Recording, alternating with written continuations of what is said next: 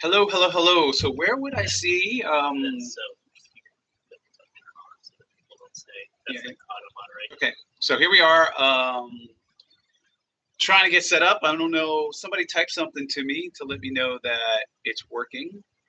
Charles, we're here to talk about your money or your life, but we want to make sure that people are here. So I don't have a single person logged in, although I have 50 people waiting. So we're just going to sit here and wait. We know that the mic is working.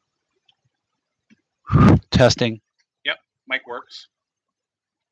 We're live. We're here. Just type hello, people. Hello. Harry, can you log on and see if you see me? Do-do, do-do, do-do.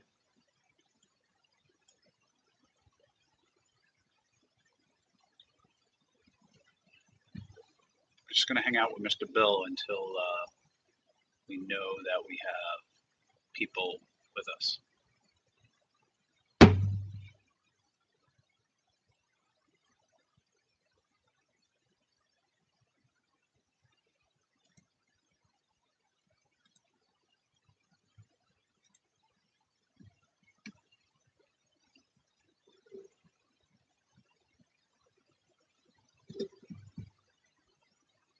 Maybe we should make this like the standing by Mr. Bill.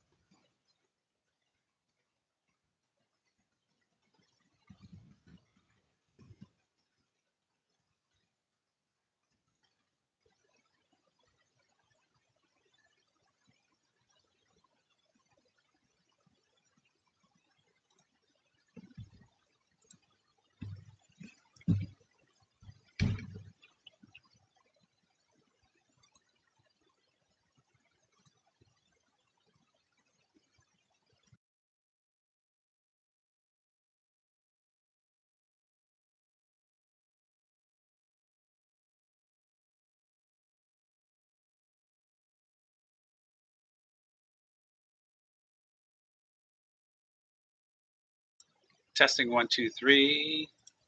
Let's check out the chat. Testing.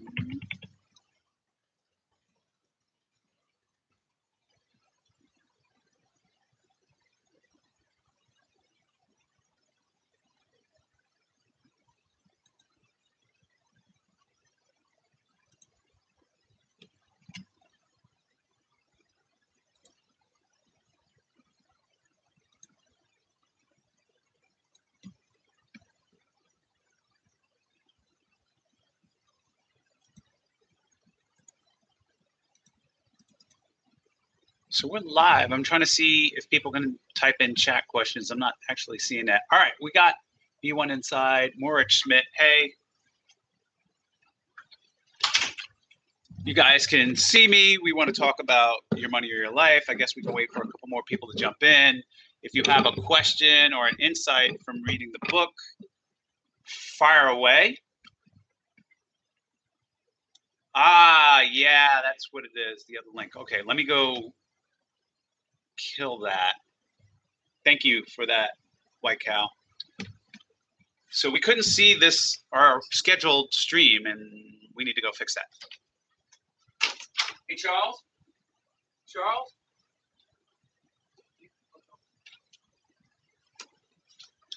So we're fixing the technical difficulties. Please stand by. Yeah. Everybody went to the other link. Yeah. And so how do I get them to come over to this link? I was going to send them a thing right now that said come over to switch over. Okay, gotcha. And all that stuff. Okay, perfect. I clicked on this. The latest one? Let me reply Is to this one working? No, that one's not. It's kind of like it didn't show up on our scheduled thing, so we had to go to a different link. Hey everyone, we're having technical difficulties. I got that on. Okay. Oh, here, wait. You're in. All right, you're here. And then, but it was So- weird. It didn't like let me go directly. Yeah, it's kind of weird. Can you go here to my pin tweet and reply?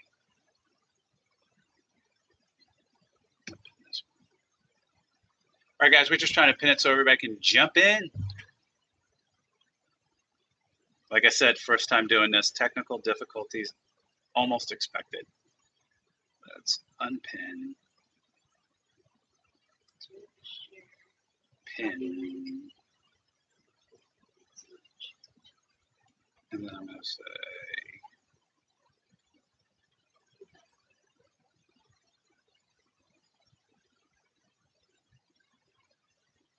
Yeah, the link I just sent you got me directly. okay. So, hello, Jesper. Hello, everybody. So I think we got a community. I mean, that's a quorum. We got 22 people in. We can. I'm not afraid to repeat myself. 23. Okay, so let's get to the brass tacks of. I'm going to talk about what impact that book had on me the first time I read it and the second time, and I just want to know if you got the same impact. And so, Your Money or Your Life, I read that when I was in my 20s. I didn't have anywhere near. I had like zero net worth, maybe even negative. And I was working on the exchange floor. I think I started out like $16,000 a year, and I had to live at home. I commuted from New Jersey, and if I didn't buy like the monthly bus pass with the discount, I was busted. But my salary was growing rapidly. Like I was getting, $100 raise a week. It was amazing to me back then. And I read this book, and I read it right around when I was making about $30-something thousand a year, which I was like ecstatic. I was like, I'm a yuppie.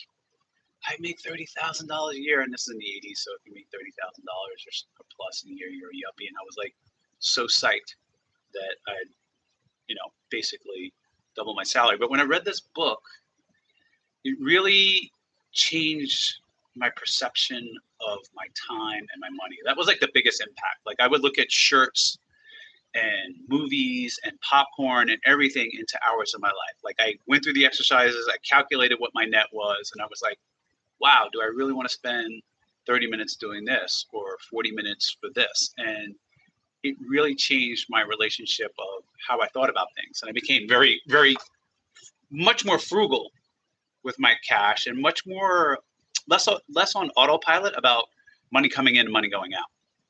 Then the second time I read it, and a little bit the first time, it made me really think about leverage, about like how I wanted basically an hour of my time to be worth 10 hours of somebody else's time. And I realized like that's what all we're doing is we're exchanging each other's time. And so I was like, wow, well, I want 1 minute of my time to be worth an hour of somebody else's time. And so I was like, I really need to take a lot of risk and be very levered. And I just wonder if anybody else out there, if you can type it, if you hear me and if this thing is working, what your takeaway was. If you can just type it, I'll respond, etc. So question, I'm gonna type it out. Question for the group. What was your biggest takeaway?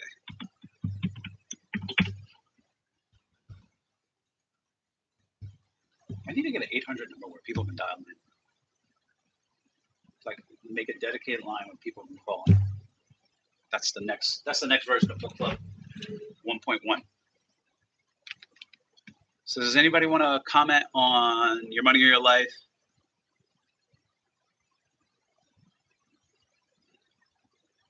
Boobs and noobs, you can still participate. So it's better if you read the book. I mean, if you read the book before, one of the things the book does is it's all about financial integrity, no blame, no shame. You go through all the money you make and all the time that's required for your job. So if there's a commute, or you have to spend money on costuming or de-stress time, and then you figure out what your true hourly wage is. And then with your true hourly wage, you look at everything you spend on a monthly basis and you track it for a while. Now, most of you, maybe you can go back and do that. And then and then the next step is to take it and remove the dollars and convert it into time. So this shirt cost me an hour of my life. This cost me 10 minutes of my life. This cost me 50 minutes of my life. And so that's basically one of the things the book gets you.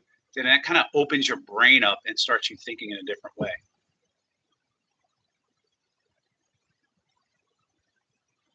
So when somebody said big time side jobs are making me hourly versus my full-time job. The FI component, psychological was big. Also was how this doesn't apply just money, life energy exchange for investing in relationships. Like left topic chapter 2. Yeah, I mean, the whole idea of, aside from just you take your time, the hours of your life, and you exchange it for money. You take your time and you exchange it for all sorts of other things, right? And managing your time, the only resource you actually have on the planet that you can reasonably control, right, is something that you exchange, and like you're like, oh wow, I put a lot of life energy into it. So I use that term life energy all the time.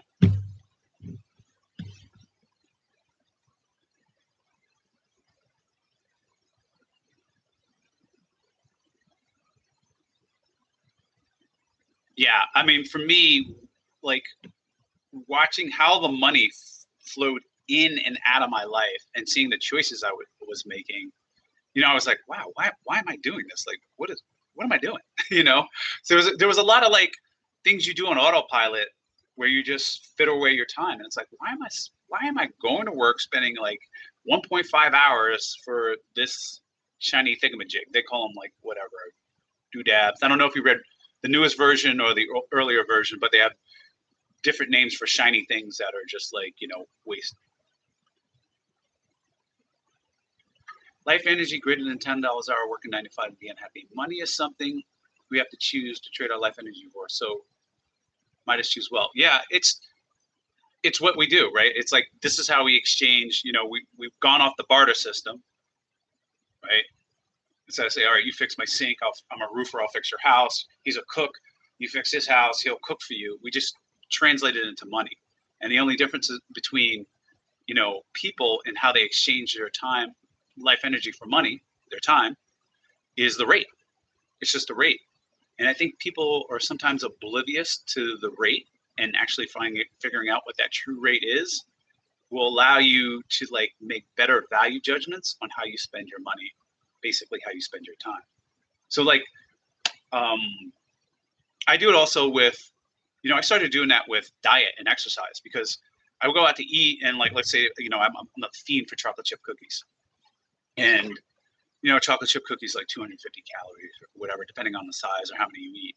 And I'm like, look, if I'm going to stay in shape, I know for me at my ideal weight, 45 minutes on the treadmill is like 600 calories. So if I have, 600 calories of cookies, right, sitting there, that I'm just sitting there watching TV, I'm like, shit, are these cookies worth an hour of my time, extra time on the treadmill? Which I don't love the treadmill that much. So actually, I don't like going on the treadmill. But, that kind of, that thought process is always with me now. It's always with me. And so, sometimes the cookies are worth it. I will spend an hour on the treadmill for some cookies. I hate to say it, but now it's a conscious choice instead of an unconscious choice. Let me read some of these questions here. I mean, whether crypto changes society or not, it will just be a form of money, if it has, that people exchange their time for.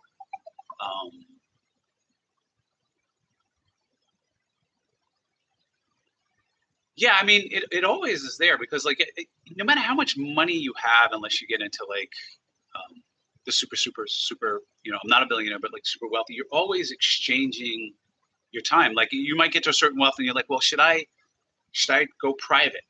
Right. And I'm like, well, private saves me 4 hours of travel round trip, 4 to 6 hours of travel round trip. So my life energy is exchanged at this rate, and the private flight is X.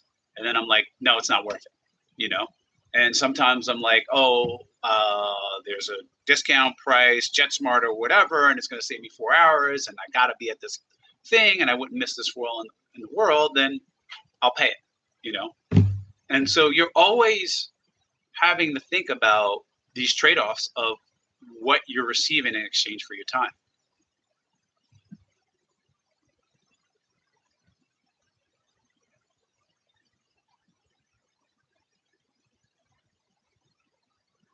So Jasper is sitting here, right? Also about what I really want: financial freedom and more value in my life, energy versus sort of material things. Yeah, I think that's definitely, the book was written from the standpoint of being frugal, right? It doesn't cast a value judgment on what you do. It kind of opens your eyes to how you spend your time. Like when you go through the exercises, it's only you and your integrity. You're writing down, calculating an accurate hourly wage, right? And you're calculating accurately everything where your money goes out, and then you're converting it all into time. And then it just kind of opens your eyes. And so the frugality comes from, I think, being off autopilot and realizing the choices you're making with your time. And so things that you would normally do, go to a C bar and blow this money and do whatever and spend this money. And you're like, wow, I work 3 hours for that, 1.5 hours in the bar. Like, why would I do that? These are the things that the trade-offs that you start to figure out what your true values are and getting closer to how you want to spend your life.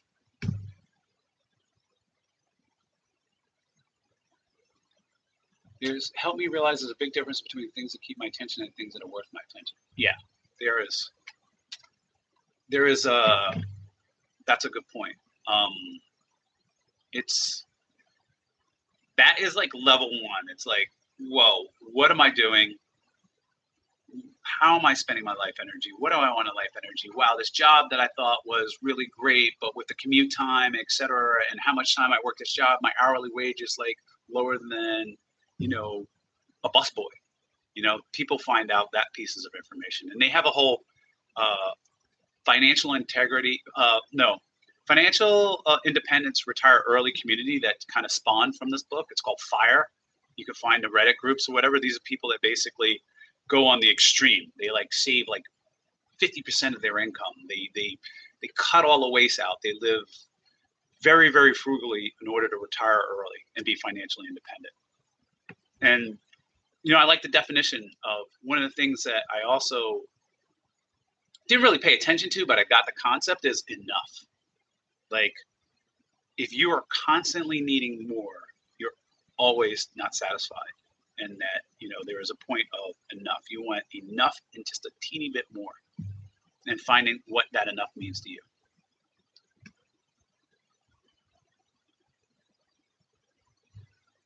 Okay, I'm reading some questions here. So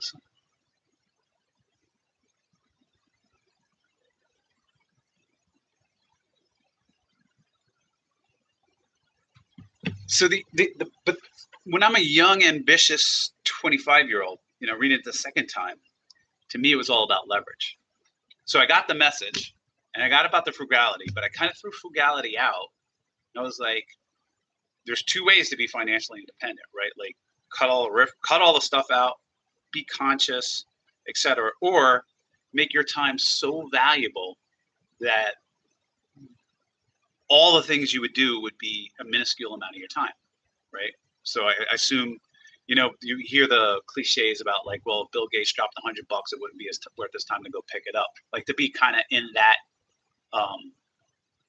realm of wealth. And so I thought about leverage. I was like, well, I need to leverage my time. I need to be in a position where my time is levered.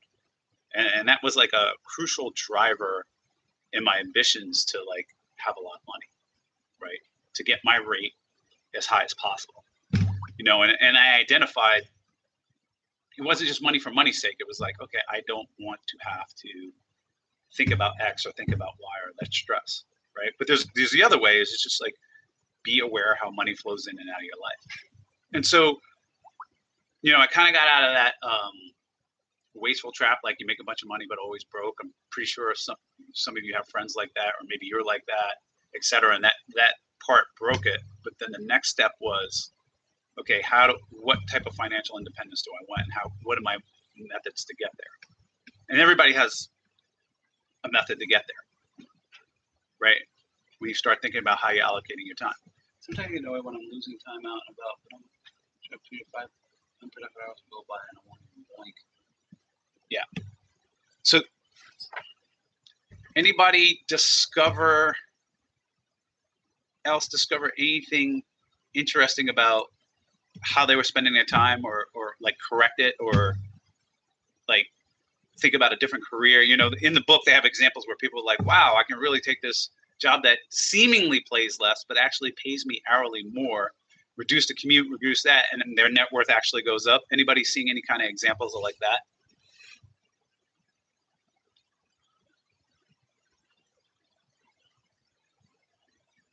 Yeah, so somebody just typed that dollar saved has more value than a dollar earned because a dollar earned will be taxed. The thing is, there's only so much you can save depending on your income. Do you agree with that? Yes, there is going to be a finite amount of saving, right? Like, I guess we could just put it at 100% of your income if you, like, I don't know, live in a jail, right? Or you're on a cruise ship. You know, you go on a cruise ship, they hire people, they pay for your food, they pay for your housing, they pay for your drink, and all your salary kind of basically comes to you because you can pretty much save 100% of your after-tax income. But this book is really about conscious choices and being off autopilot. And so if you really go through the exercises and you really go through it, your brain starts to open up not only to a way of thinking about, but like how you've been on autopilot about some of your choices.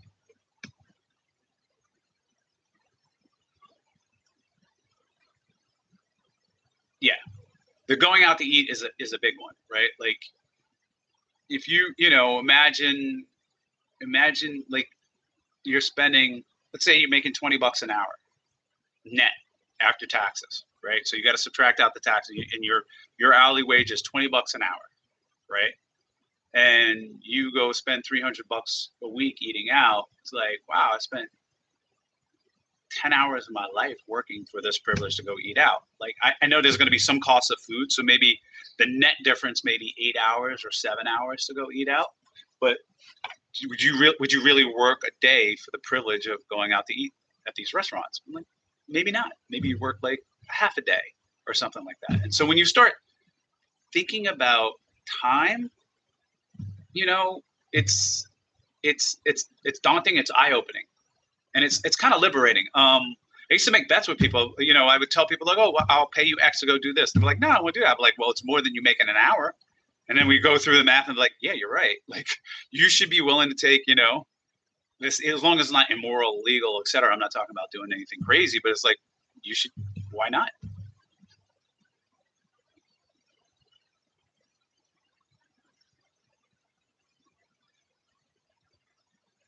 Somebody says, monthly tabulation, I foresee a lot of it will be going towards restaurant drinks. I don't think it's necessarily bad.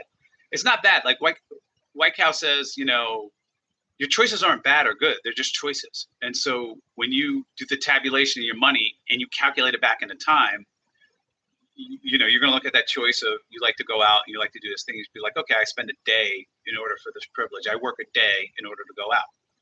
Right. And when you start thinking about that way, I think your choice is a little bit more crystal clear, because, you know, it's like casino chips, right? Like, the people don't think of casino chips as money. That's why it's so easy for them to have a big stack and then lose it all off in the blackjack table when it comes back and forth. If the casino actually, when you won, gave you the money in cash and then said, okay, now put it on cash and then bet, you wouldn't do it. Like, it'd be that much more real to you, right? And so because money is with restaurants and food and coming into your life, and it happens so fast and it happens on autopilot, the abstract of your time is lost. And so you don't think about that money as hours of your life. When you start thinking about it as hours of your life, it starts to have more value, right? You start to see the value, like, wait a fucking minute. I spend a week for this, you know, my life, a week, a month of my life for this, or I spend a day of my life for this. Like, then things are like, no, it's not worth a day of my life. So I think removing that, you know, making that abstract concept of money more concrete into hours of your life helps you make the choices you want to make. No choice is bad. Like, you know, whatever it is, like, live your life the way you want to live your life. It's just, once it comes to you in terms of your hours of your time, I think you make a more honest choice in line with your values and the things you want to do. I'm going to go back to the chat here.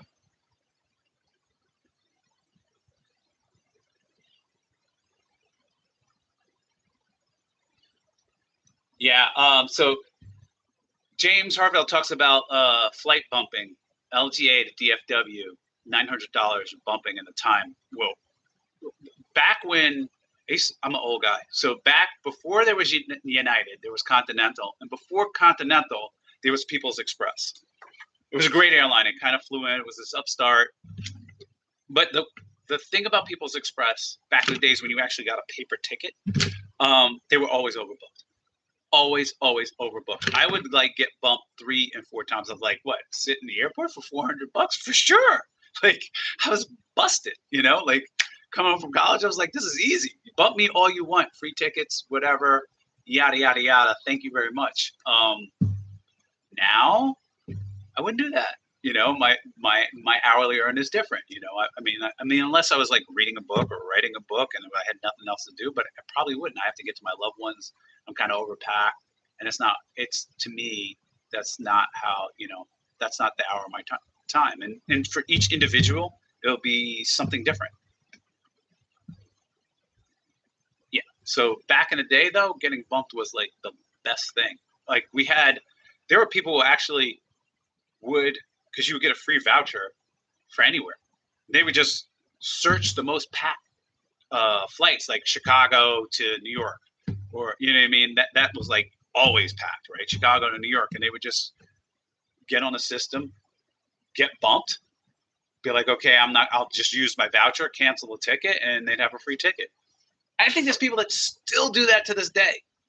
You know. Not trying to create any kind. I mean, not to try to encourage anybody to like go out and get in the business of finding traditionally overbooked airline flights to get to get bumped and free ticket and all this other stuff, but it's out there. Anything on saving versus investing in yourself, courses, books, projects, etc. So, yeah, you know, I have to think about the books on saving versus investing in yourself. A lot of people like always ask me, you know, what's the best thing to invest in? And I'm always like, well, invest in yourself. People that own houses, I'm like, you know, I have X dollars, and I'm like, winterize your home. You know, save electricity in your house, buy LEDs. Like those are like AAA returns at 16%, which you can't get. And so many people are focused on like, oh, I put my money in a stock and it goes up, and they can improve their cash flow. You know, if you invest $5,000 in your house and you get $1,000 a year in savings on that from electricity, whatever that you pay yourself. First of all, it's not taxed. It improves your cash flow, and you're getting a 20% return. I'm like, I don't know where you get a 20% return guaranteed anywhere. You know, maybe you don't have that. Maybe you have an apartment or whatever, but like, go out and switch your light bulbs to LEDs. Best investment you can get. I think it pays back, and depending on where you are in the nation, your electricity rates, like right away. You know, like 2 months. And those are great returns.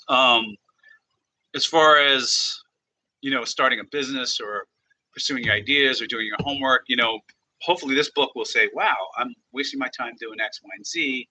I can like make this choice, make that choice, have more of my hours back, and start the side business I want to start, or focus on this, or go take a class on coding or whatever. And I will think about books about, you know, investing in yourself.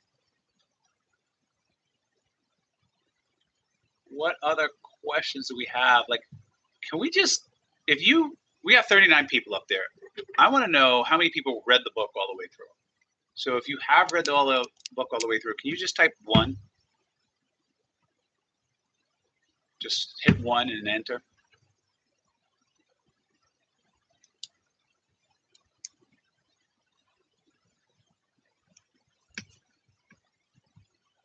We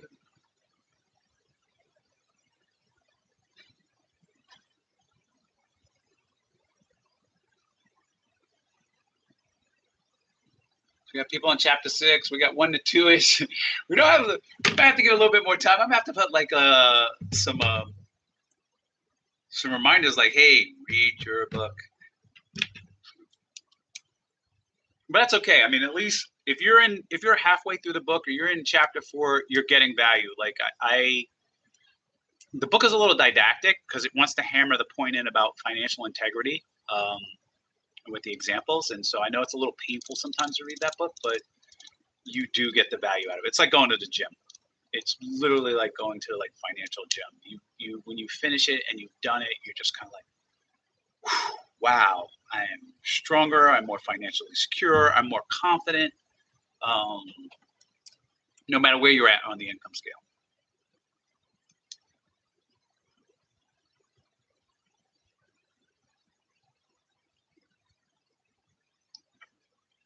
So, any other questions or takeaways or comments for me? You know, the book is fairly straightforward and simple. It's just profound concept, beat through, so you understand exactly what money is. And I think a lot of people, myself included, like who had a problem with money, a poor relationship with money, was because didn't really understand what money was on a visceral level and what it represented. And so a lot of people say, oh, you love money or whatever. I was like, I don't love money. I love my time. I love my own life, right? And I love being able to go to the doctor, and I love the experiences I want to have. Money is useless. It's just what I exchange my time for and what you exchange your time for.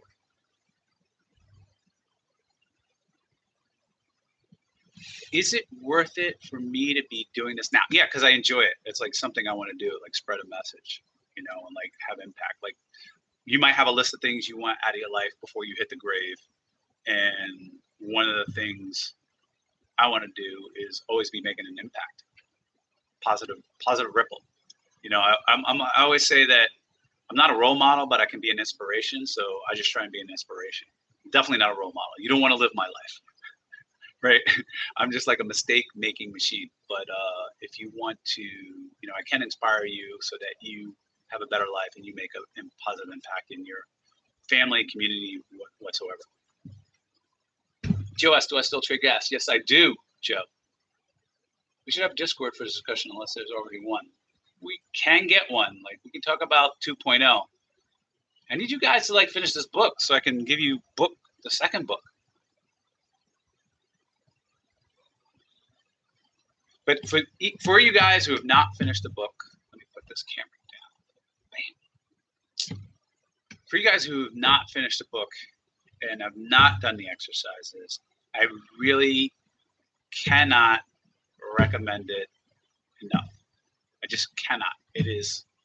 It's funny. I was a friend of mine who was a trader, and I was talking. I was like, "Yeah, I read this book, and it changed my book." And he was like, "Yeah, I read that book too. It changed my life." Another trader. Another very successful trader. It was like one of the best books. Haven't read in a while, and you know, same review. Very didactic, very good, eye-opening, life-changing.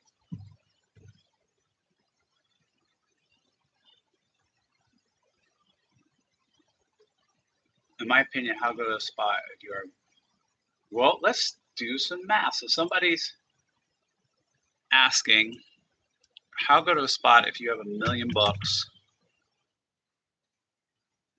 liquid at 31? I think you're in a pretty damn good spot, but let's like quantify it, right? So I think the median household income for a family 3 is $56,000 before tax. So let's just just round it $40,000, right? Median, like right around there. And let's just say that divided by here. So you have like basically 25 years of the average median family of 3's income, and you have it liquid in cash, and that's not including the interest. So let's put it safely at 4% AA bonds. So that would be another 40 grand on top of it each year. So you could basically live in perpetuity at the family of 3's net income in tax-free bonds. So, I mean, I think that's pretty good. You're set if you can live off of $40,000 a year net, which obviously you could, since the median family is doing that. So, $1 million in the bank is outstanding. It's an incredible spot, a very fortunate and lucky spot to be in. Problem with and this has been my problem, and I've been like, I'm writing a book on optimizing your life and like your spend earn curve, and how much you're spending and how much you're earning. And my 20s and 30s, I just spent every single nickel I had because I was arrogant enough to think that I'd always make more money.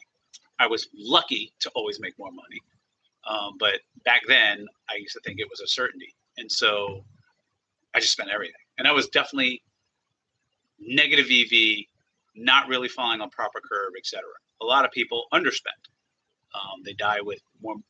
They die with money, and it's like, why'd you die with money? You went to work to basically die with money. That doesn't make any sense. And so I'm writing a book about that. But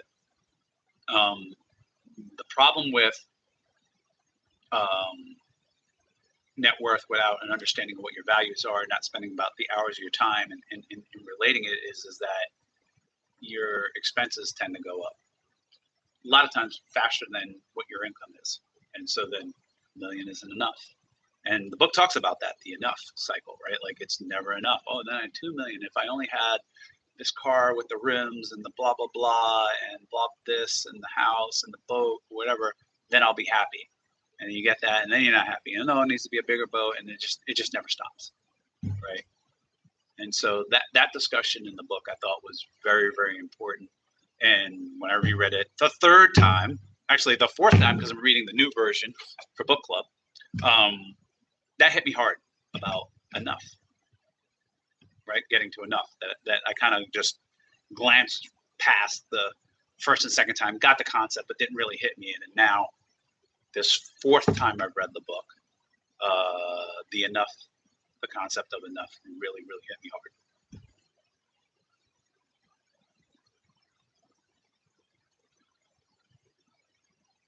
If I had the opportunity which yield 10% ROI each year, no risk, how much would you invest? Probably all of it.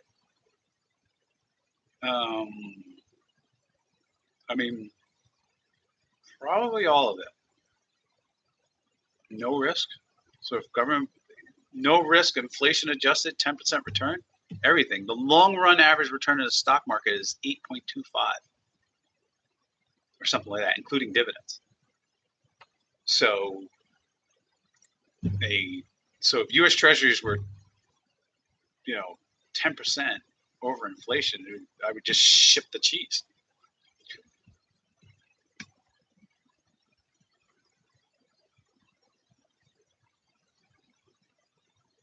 I'd still work and do other things and hobbies and interests that would probably be, money would be a beneficiary of doing those things, but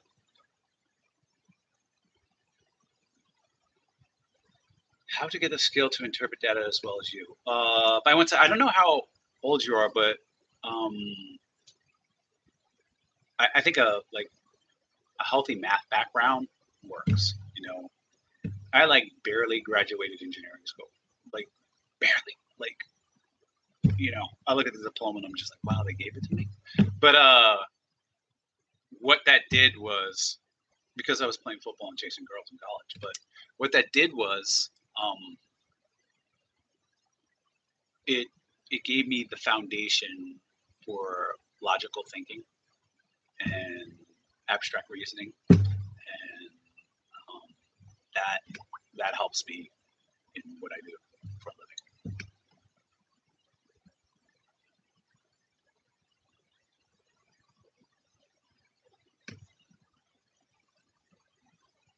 People talking about ICOs, risk taking, whatever. I mean, when I was younger, when I read this book, I was like, take as much risk to get leverage. So I will not disagree with that.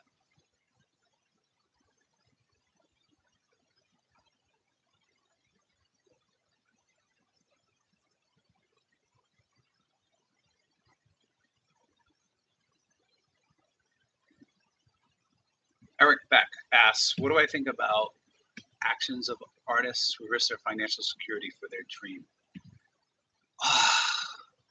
I mean, when you break it down back into hours of their life and what the risk is, and they're consciously thinking of that, I'm all for it. You know, I had a friend who was in a job that was kind of miserable, making 40 something thousand dollars a year. I was like, quit. You got no risk.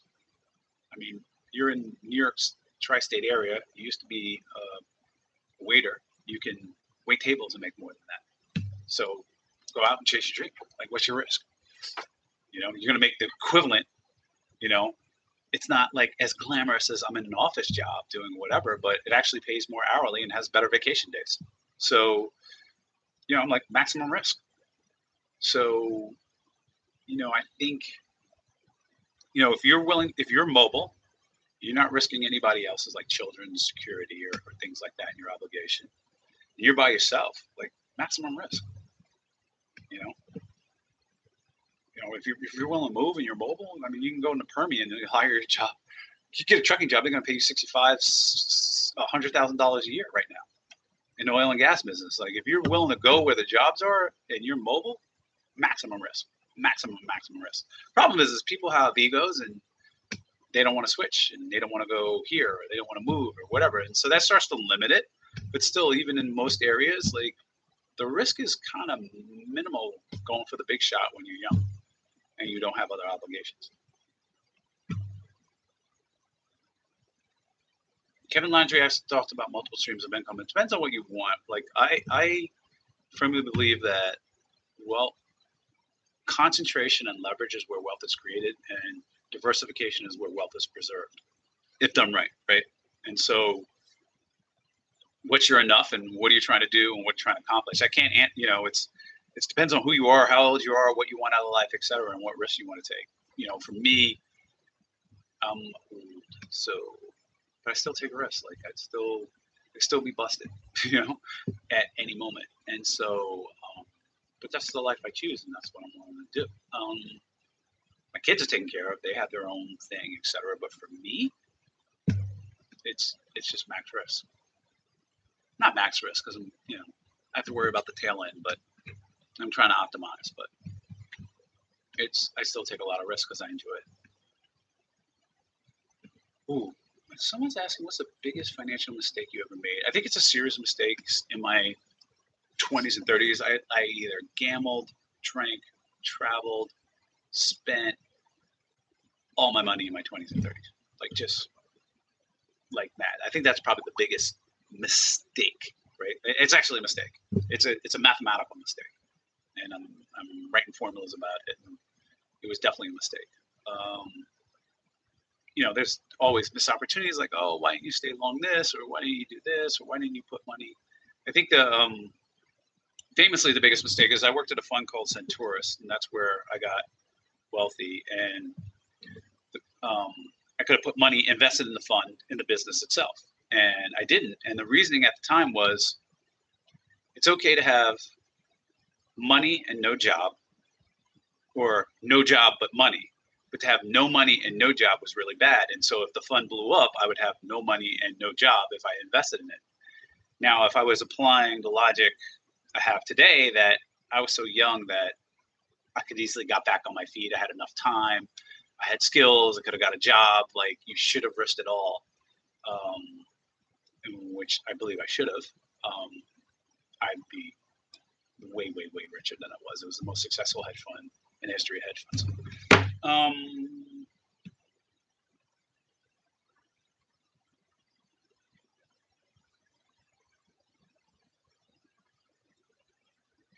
I mean, it's tough to adapt. People do it all the time. Like, you know, I started out, I think my first job was busboy, got fired, worked at Burger King. I was pizza delivery, and I was, I opened a food cart. So, like, I can go into food service business, no problems, no problems. And I think I'd make, you know, I think I'd get there to the upper family of three income. I would like it, but I would do it. It's not that rough if you have a plan and you're socking away and you're not wasting your money and you're spending your time wisely and you can make moves in temporary situations like that. I don't find it as difficult. Some people might find it mentally difficult, to be working someplace in a suit and tie and then, working someplace in the service industry or some other job that they didn't want to do. Or, I don't know, being a truck driver, getting a commercial truck driver's license, or working in oil and gas fields, or whatever it is, right? That paid well, but ego-wise, you couldn't deal with it. I don't have that type of fear or ego, so I guess I have less of fear of being in that spot where I'm like, oh shit, I gotta go be a garbage truck driver, And the funny thing is nowadays, like if you're like, oh, I'm gonna be a firefighter. I don't want to be a firefighter because firefighters don't make that much money, etc. Like firefighters get paid. They retire early. They have these huge 6-figure pensions. It's like amazing. A lot of these public service jobs, when I was like, why would I ever go do that? It's capped. These deals are pretty good. Now I won't talk about the fairness of that or whether it's fair or right, but you can switch. You can make moves. Stick and move, as we used to say. Well, we don't have.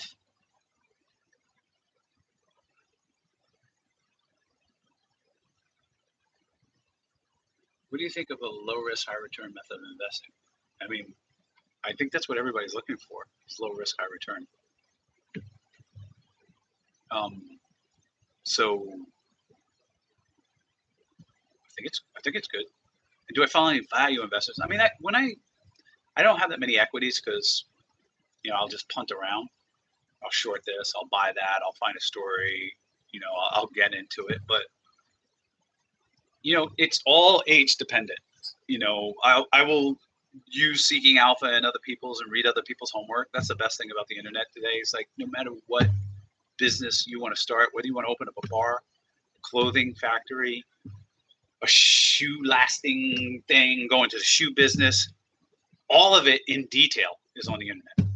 Everything, the business plan, the square footage, the ratios, the sources of help, the SBA, like every single thing you need to know about the business, somebody has done the homework and has put it online. It's amazing how easy it is versus when I was 25 or 22 to like go into business, because there's literally step by step everything for you written out on what you need to know, what you need to do, the mistakes of other people, all the ratios, everything you need to know is there. Plus on top of that, there's you want a website? It's like, oh, pre-canned website design, add photos, etc. It's just amazing how many resources are out there for anybody doing any kind of business. So, at that, if I would go back in time, my risk level would be triple what it was.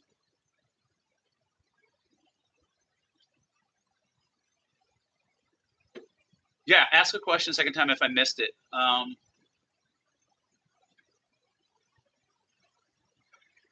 Yeah, I think, somebody says wondering and comparing yourself to others. So there's a whole community this book started, the FIRE community, and people radically put all their stuff online where everybody can see. And I know that's a lot intimidating. Like a lot of people will talk everything. They'll be like, well, I've been divorced. I got 5 kids. I got AIDS. I got whatever. They'll tell all their stuff. But talking about their money matters, they really clam up. So it's a really vulnerable situation. But the value you get out of that is the crowdsourcing, right? They're like, oh, you're spending this much on this. Have you tried this? And I buy my stuff from here, or I buy from the book club and you get a rebate or whatever. And so by having that community of comparing themselves and what they're doing and not having any shame about it, they get value from the community giving them feedback. So I stopped comparing myself to other people once I felt I was more successful than my parents. That was my goal, is to make more than my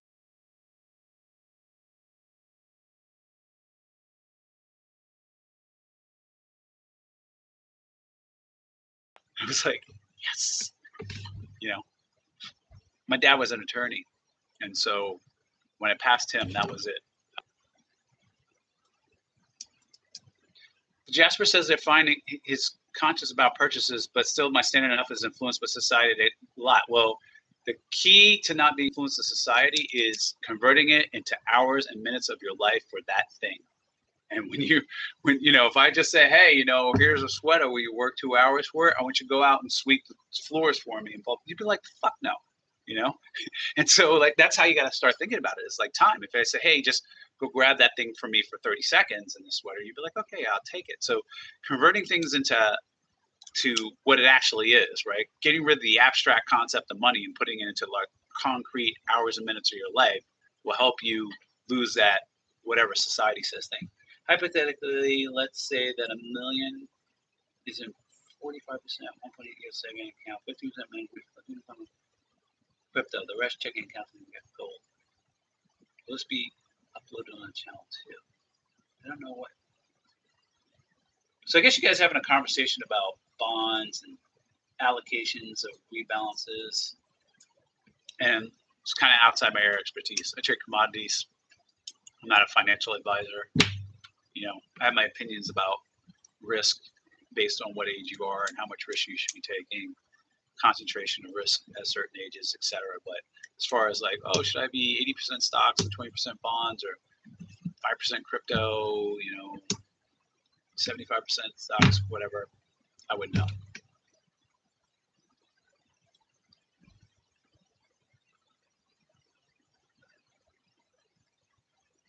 So I'm trying to think if I missed any questions.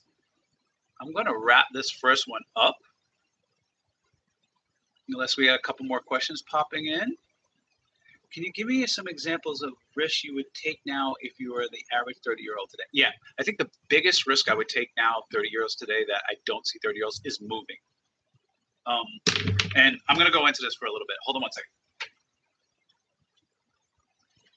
So a lot of people will not move. Like wherever they are born, they are stuck in that circle, right? They are afraid to leave that ecosystem for whatever reason. There might be the best paying job, greatest opportunity in a great city somewhere. They won't go. And so that's my advice. I did that when I was younger. I wanted to be a trader no matter what. I was a broker and I kind of hated brokering. I was making good money, but I felt like it was capped. And I was like, I would do anything to be a broker. And I also, when I was younger, went to the University of Iowa, there were a lot of guys from Texas, and they talked about Texas racism. I was like, I would never, ever, ever move south of the Mason-Dixon line.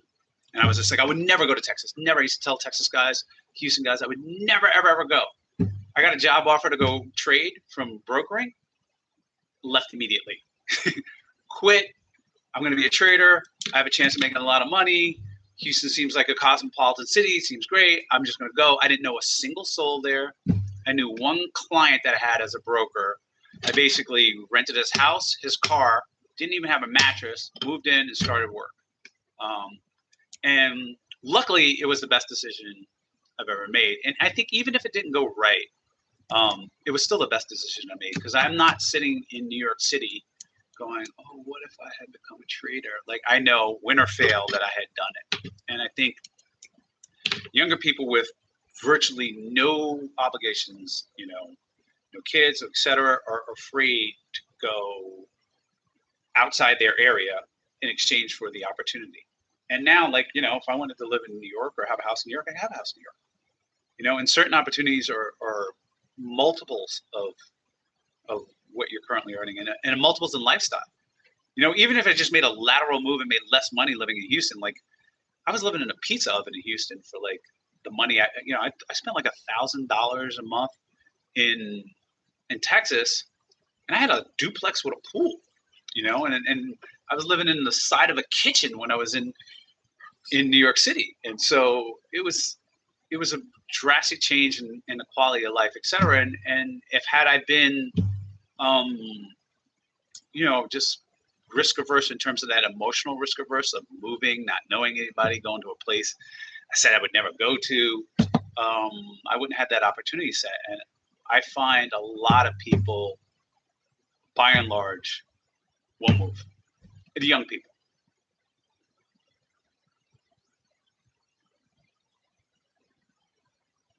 How many brand new vehicles have you purchased in my life? That's a good question. My boats I always buy used, new used boats. Brand new.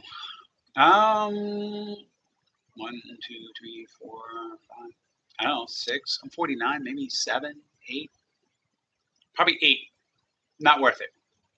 I can promise you it's not worth buying a new vehicle.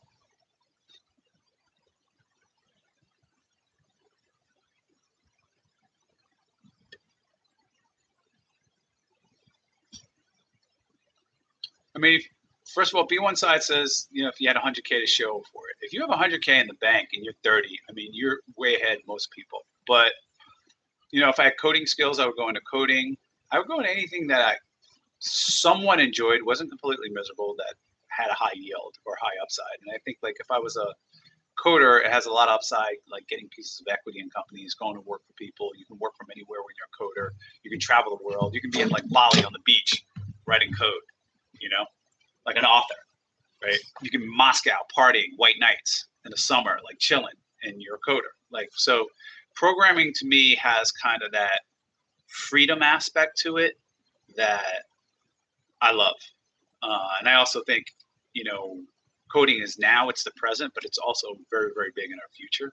And so I think you're just always in demand. We're always, like, anybody's like, oh, and you can code? Awesome. Or a little bit of, this, awesome. They're like, just get snapped up like that. And even like, if you just know how to work Excel very well, you just get snapped up. Can you talk about how many of us are actually in debt? Also, if this group is going to be ongoing, all the leadership and what people do for a living. Well, this group is going to go on, White Cow, this group is going to go on, but we're going to move to different books. The next book is going to be The 4 Agreements. That is actually my number 1 book recommendation. When anybody's like, oh, what book would you recommend? If it had to be one book, it would be the 4 Agreements. So that's going to be the next book. What do I think of basic income?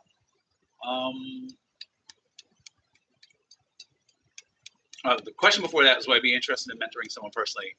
I've been interested in it. I wouldn't do it. It's a lot of time, and I wouldn't want to not do a good job at it.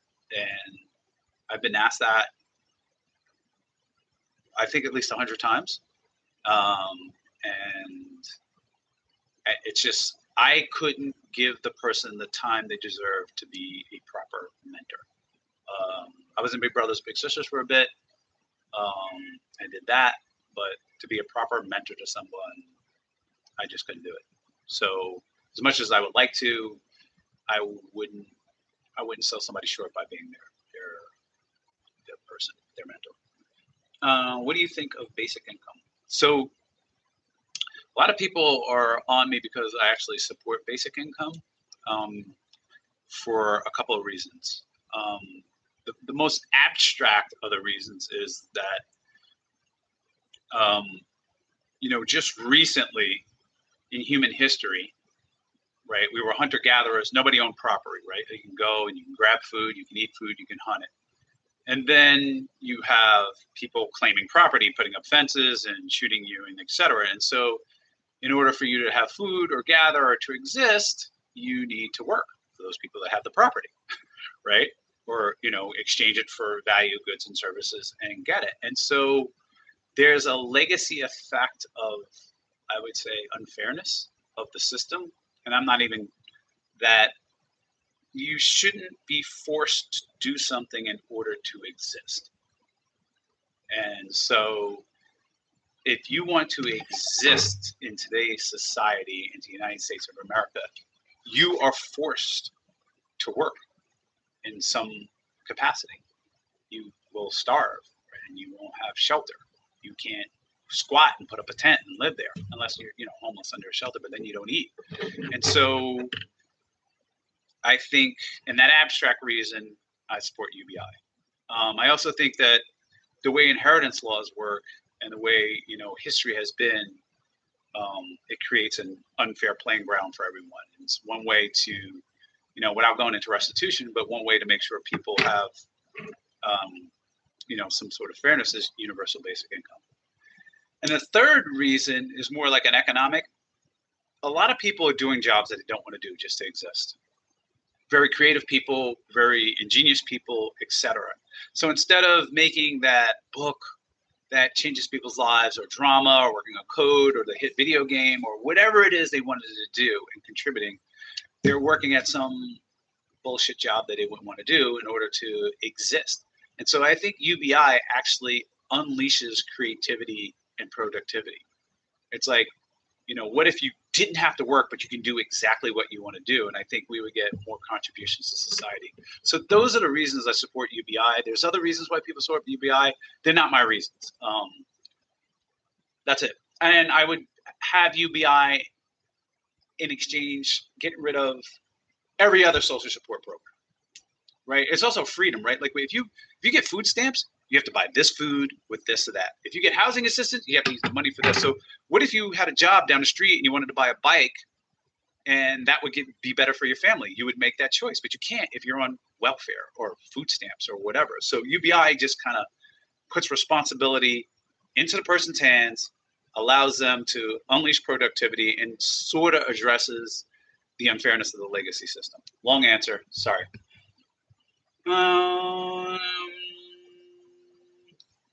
You could win 3 hours, Bill. Have time to look up. Are you going to run for president? At least the loudmouth senator. No, I got too many. Man, they'd be like, Bill, did you have sexual relations with that woman? I'd be like, yep, I did. You know, I'm never gonna be president. I got too many things that are not presidential. I don't have good grades in college. I battle a lot. I live like a crazy lifestyle. I'm just not presidential. But I wouldn't mind being an advisor. All right, guys, we got 4 minutes. We'll wrap it up. I mean, you know, next time my guys here that are talking about book club, let's get through the books. I'll post it up. I cannot, like literally, I cannot recommend. It's like my #2 book, Your Money or Your Life. I cannot recommend going through the exercises, reading the book, really absorbing it, taking in your situation so that you will get that understanding, that visceral understanding of what money is and what it represents. So you're not like, oh, I'm mad at money and money is evil and money. And it's like, it's none of those. People don't understand what money is. Those are the people who have money problems. So don't give up on the book. Read the book all the way through. Do yourself a favor and go through the exercises. And if you don't, that's your choice. I mean, you can go through it, whatever. But just remember, you had the chance to make life-changing steps, change your life for the better, to change your views for the better. Really opened my eyes, really helped me in a lot of ways, especially when I had no money. And it's a classic. There's a reason why it's a classic. It's out there. It's a perennial book. People buy it. It spawned all kinds of societies on saving and financial integrity and all kinds of things. So I would definitely finish that book. And then the next book is going to be The 4 Agreements. Eric Beck already read The 4 Agreements. I've read that book maybe 5 times. Every time I read it, I get something different out of it. Like, I'm like, oh shit, yeah, you're right. I did take it personal. Oh yeah, I didn't do my best. Oh yeah, it wasn't impeccable on my word, and that's the problem here, you know? So I appreciate everybody showing up. We had 35 people calling. That's a book club. That's a book club. So we'll keep things going. Next book is The 4 Agreements. I will, on the next one, I think I'll talk a little bit about Your Money or Life afterwards, so, because I know there's some people that'll finish it up, and then we'll go into The 4 Agreements. Let's give it let's give it a month. Let's give it a month, and people here, 4 Agreements, next book. Anything else before I sign off?